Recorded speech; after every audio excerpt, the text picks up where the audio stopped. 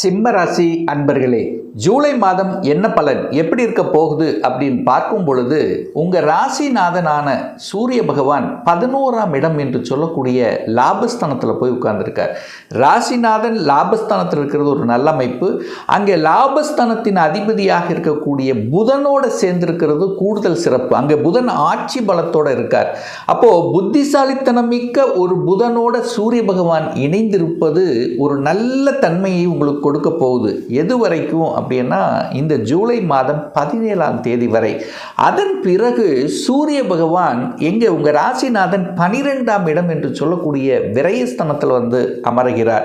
அப்போ நிறைய விரயம் ஏற்பட்டு விடுமோ என்கின்ற ஐயப்பாடு ஒரு சிலருக்கு ஏற்படும். அப்படி இல்லை, அங்கே குரு பகவான் இருக்கார், ஒரு நல்லவரோடு இணைகிறார். அப்போ சூரியனும் குருவும் இணைந்து நல்ல, அதாவது என்ன சொல்கிறது, குரு 12ல் இருக்காரா, விரயஸ்தானத்தில் இருக்காரா. அப்போ நீங்கள் உங்கள் ஊரை விட்டு வெளியே நகர்ந்து அல்லது வேலை பார்க்கக்கூடிய அமைப்புகள் அல்லது வெளிநாட்டுக்கு செல்லக்கூடிய, வெளி மாநிலத்துக்கு சென்று பிழைக்கக்கூடிய, அதே சமயத்தில் விரயம் அல்லவா, சுப விரயங்களை செய்யக்கூடிய அமைப்புகள், சந்தர்ப்பங்கள் இந்த காலகட்டம் நிச்சயமாக உண்டு. அப்போ இந்த மாதம் ஒரு நல்ல மாதமாகவே இருக்க போகுது இந்த சிம்மராசி என்பர்களுக்கு. அதே சமயத்தில் உங்கள் ராசியிலே கேது பகவான் உட்கார்ந்திருக்கார். ஞானக்காரகனான கேது பகவான் உட்கார்ந்துருக்கிறதுனால உங்கள் உள்ளுணர்வு எதை சொல்கிறதோ அதை செய்யுங்க. எந்த தப்பும் வரப்போவது இல்லை. ஏன் இதை சொல்கிறேன் அப்படின்னா, ஏற்கனவே சிம்மராசி என்பர்களுக்கு இப்போ அஷ்டம சனி வேற போயிட்டுருக்கு. அப்போது ஏதோ ஒரு வகையில் மனம் எதையோ நினைத்து கொண்டு வருத்தப்பட்டு கொண்டு அல்லது டென்ஷன் ப்ரெஷரோடு இருந்து கொண்டு அலைச்சல் திருச்சலோடு இருக்கக்கூடிய நிலை வந்து ஒரு சில சிம்மராசி என்பர்களுக்கு நிச்சயமாக ஏற்படுத்தும். அப்போ என்ன சொல்கிறேன்னா, அவசரப்படக்கூடாது, கோபப்படக்கூடாது அப்படிங்கிறத மட்டும் ஆழமாக மனதில் பதிய வைத்துக் கொள்ளுங்கள். ஏன்னா சனி பகவான் 2ஆம் இடத்தை பார்க்குறார், வாக்குஸ்தானத்தை பார்க்குறார். அப்போது அதே சமயத்தில் அந்த செவ்வாய் பகவானும், கோபக்காரகனான செவ்வாய் பகவானும் உங்கள் ராசியை பார்க்குது. அப்போ நிச்சயமாக டக்குன்னு எதையாவது பேசிவிட்டு அதற்கப்புறம் வருத்தப்படக்கூடிய தன்மைகளை உருவாக்கும். அப்போ நிதான போக்கு என்பது சிம்மராசி என்பவர்களுக்கு நிச்சயமாக தேவை இந்த ஜூலை மாதம். பொருளாதாரம் சார்ந்த விஷயங்கள் எப்படி சார் இருக்கும் அப்படின்னு நீங்கள் கேட்டிங்கன்னா, 2ஆம் இடத்தை பார்க்கணும். அந்த 2ஆம் அதிபதியாக இருக்கக்கூடிய புதன் பகவான் இப்போ எப்படி இருக்கார், 11ஆம் இடத்துல போய் உட்கார்ந்து வக்ரமாக உட்கார்ந்துருக்கார். அப்போ பணம் என்பது நிச்சயமாக உண்டு. உங்கள் ராசிநாதனோடு சேர்ந்திருக்கார். உங்களுடைய முயற்சியால், உங்களுடைய தன்னம்பிக்கையால் பணத்தை ஈட்டுவீங்க, அதில் எந்த மாற்று கருத்தும் இல்லை.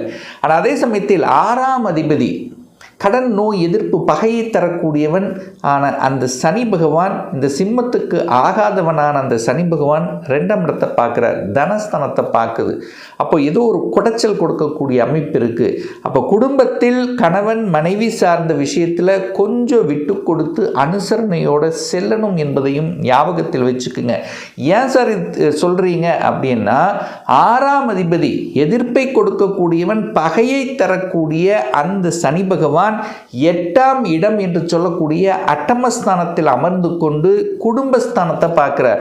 இப்போ குடும்பத்தை பார்க்கிறார், தனத்தை பார்க்கிறார், வாக்குஸ்தானத்தை பார்க்கிறார். இந்த 3 விஷயத்தில் கவனமாக இருந்தாலே சிம்மராசி என்பவர்களுக்கு எந்த மேஜர் பிரச்சனையும் வரப்போவது இல்லை. சார் பணம் கிடைக்குமா? பணம் கிடைக்கும். ஏன்னா பணத்தை கொடுக்கக்கூடிய புதன் வந்து உச்சமாக உட்கார்ந்திருக்கார்.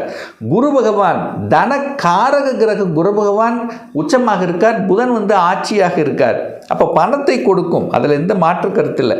பணத்தை கையாளுகின்ற விஷயத்தில் மட்டும் கவனமாக இருந்தாலே போதுமானது.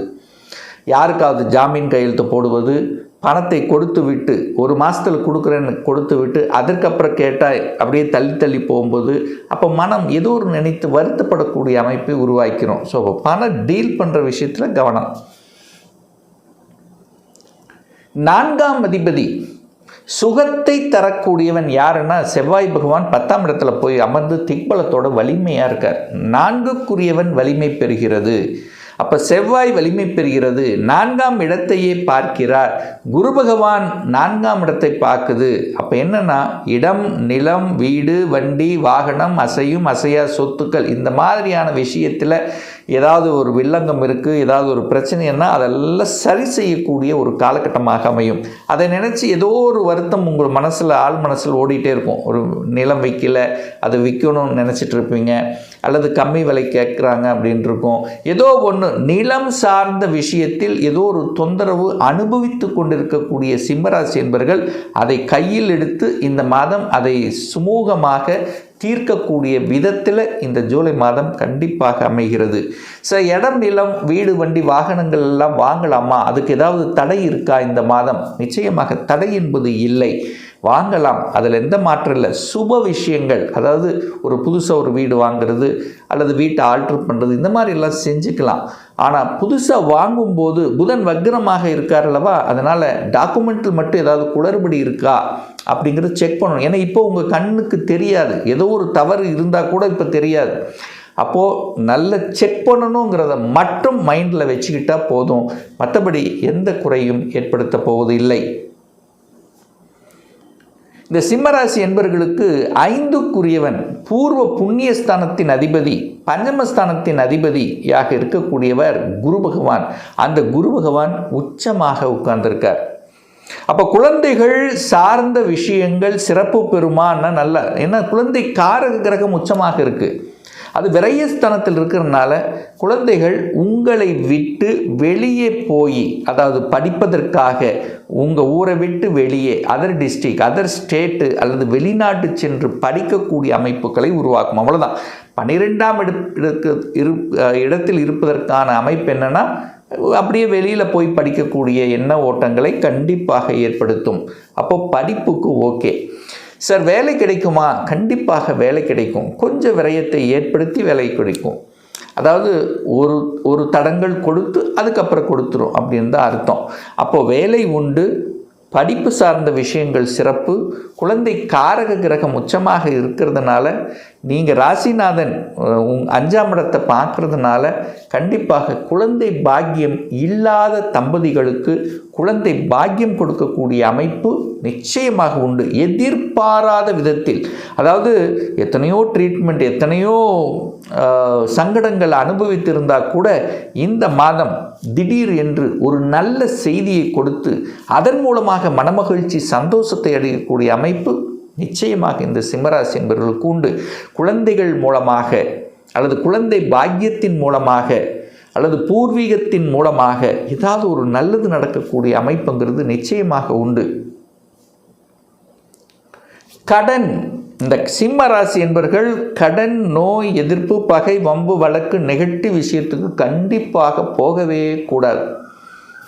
ஏன் சார் அப்படின்னா, 6ஆம் அதிபதி கடன், நோய் எதிர்ப்பு, பகையை தரக்கூடிய அந்த சனி பகவான் 8ஆம் இடத்தில் அமர்ந்து கொண்டு அந்த 8ஆம் அதிபதியை பார்க்குறார். அப்போ அந்த இடத்த வளர்த்து விடுதுன்னு அர்த்தம். அப்போ கடனை வளர்க்கும் அப்படின்னு அர்த்தம். அப்போ கடன் தன்னுடைய கெப்பாசிட்டிக்கு மேலே போயிடக்கூடாது அப்படிங்கிறத ஆழமாக மனதில் பதிய வைத்து கொள்ளுங்கள். ஏன்னா குரு பகவான் தான் 8ஆம் அதிபதி. குரு பகவான் 8ஆம் இடத்தையே பார்க்குறார். அங்கே 6ஆம் அதிபதி உண்டு. ஸோ 6, 8, 12 கனெக்ட் ஆகுது. 6, 8, 12 கனெக்ட் ஆனாலே அங்கே ஒரு அழுத்தம், ப்ரெஷர், டென்ஷன், வலி உண்டுன்னு அர்த்தம். சரி, அழுத்தம் ப்ரெஷர் இருந்தாலும் பரவாயில்ல, எனக்கு ஒரு அதிர்ஷ்டம் கிடைக்குமா? கண்டிப்பாக உண்டு. இந்த 6, 8, 12 சேர்ந்தாலே திடீர் அதிர்ஷ்டம் தான், திடீர் லக்கு தான். எதிர்பாராத விதத்தில் நன்மைகள். திடீர்னு வேலையில் அழுத்தம், ப்ரெஷர், டென்ஷனாகவே இருக்குது, ஒரு ப்ரமோஷன் கிடைச்சினோன்னா திடீர்னு கிடைக்கக்கூடிய அமைப்பு, திடீர் மாற்றத்தை கொடுக்கக்கூடிய அமைப்பு, ஒரு ஷேர் மார்க்கெட்டில் திடீர்னு ஒரு லாபத்தை தரக்கூடிய அமைப்பு, ஒரு இன்சூரன்ஸ், என்றைக்கோ போட்ட இன்சூரன்ஸ் இப்போ திடீர்னு உங்கள் கைக்கு வரக்கூடிய அமைப்புகள், கொடுத்த பணம் ரிட்டர்ன் திடீர்னு திரும்பி எதிர்பாராத விதத்தில் நடக்கக்கூடிய வாய்ப்புகள், சந்தர்ப்பங்களும் இந்த சிம்மத்துக்கு நிச்சயமாக உண்டுன்னு சொல்லுவேன். 9க்குரியவன் பாக்கியத்தை தரக்கூடியவன். சிம்மராசி என்பவர்களுக்கு பாக்கியத்தை தரக்கூடியவன் யாருன்னா செவ்வாய். அந்த செவ்வாய் 10ல் போய் அமர்ந்திருக்கார். அந்த 10ஆம் இடம் என்பது திக்பலம், செவ்வாய்க்கு திக்பலம். அப்போ 9க்குரியவன் வலிமை பெறுகிறது. பாக்கியாதிபதி வலிமை பெறுகிறது. செவ்வாய் நல்லபடியாகத்தான் இருக்கிறார். செவ்வாய்க்கு வீடு கொடுத்த அந்த சுக்கிரன் உங்கள் ராசியிலே உட்கார்ந்துருக்கு. அப்போ உங்கள் எண்ணங்கள், செயல்கள், சிந்தனைகள் எல்லாம் வேலை, தொழில், வியாபாரமாகவே இருக்கும். அதில் ஒரு அலைச்சல் இருக்குது, டென்ஷன் இருக்குது, பிரஷன் இருக்குது, எதுவும் சொல்லி புலம்பிக் கொண்டிருப்பீர்கள். அவ்வளோதான். மற்றபடி உங்களை கெடுப்பதற்குண்டான அமைப்பில்லை. நீங்கள் கெடுத்துக்கு கொள்ளக்கூடாது. இதை மட்டும் சிம்ம ராசி என்பர்கள் ஆழமாக மனதில் பதிய வைத்துக் கொள்ளுங்கள். வேலை அப்படின்னு எடுத்தால் கண்டிப்பாக ஒரு ப்ரெஷர், டென்ஷன் இருக்கத்தான் செய்யும். என்னதான் உழைச்சாலும், என்னதான் நல்லது பண்ணாலும் ஏதோ ஒரு குறை என்பது கண்டிப்பாக சொல்லி கொண்டே இருப்பார்கள். அதனால் உங்கள் மனம், எண்ணம், செயல், சிந்தனைகள் ஏதாவது ஒரு வருத்திட்டு இருக்கும். பேசாமல் வேலை விட்டுறலாமா, நின்றுலாமா, இப்படியெல்லாம் உங்கள் மனசில் தோணும். பட் செய்யக்கூடாது. அப்படியும் மாறணும் அப்படின்னா இன்னொரு வேலையை அமைத்து கொண்டு தான் மாறணும் என்பதை ஆழமாக மனதில் பதிய வைத்துக் கொள்ளுங்கள். ஸோ நீங்களாக கெடுக்கிற வரைக்கும் பெரிய பிரச்சனை இல்லை. இந்த சிம்மராசி என்பர்கள் இந்த மாதம் வழிபடக்கூடிய ஒரு தெய்வம் அப்படின்னு எடுத்துட்டா குரு பகவானை கெட்டியாக பிடித்து கொள்ளுங்கள். ஒவ்வொரு வியாழக்கிழமையன்று தட்சிணாமூர்த்தியை வழிபடும்போது நிச்சயமாக உங்களுக்கு ஒரு நல்ல மேன்மைகள் தரும் என்பதில் எந்தவித மாற்று கருத்தும் கிடையாது.